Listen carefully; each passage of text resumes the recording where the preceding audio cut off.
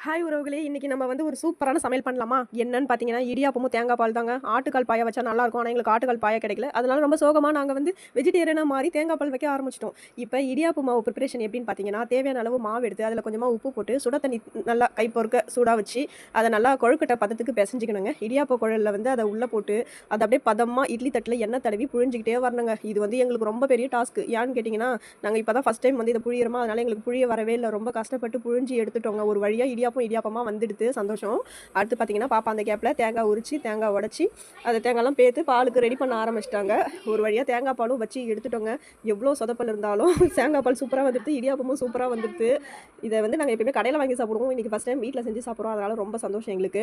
என்னதான் கடையில வாங்குனாலும் அந்த ஆரோக்கியம்ன்றது வீட்ல செய்யறதுல தானே இருக்கு. அதுவும் நம்ம கையால நம்ம குழந்தைங்களுக்கு செஞ்சு குடுக்குறதுல தானே அவங்களுக்கு சந்தோஷம், நம்மளுக்கும் சந்தோஷம்.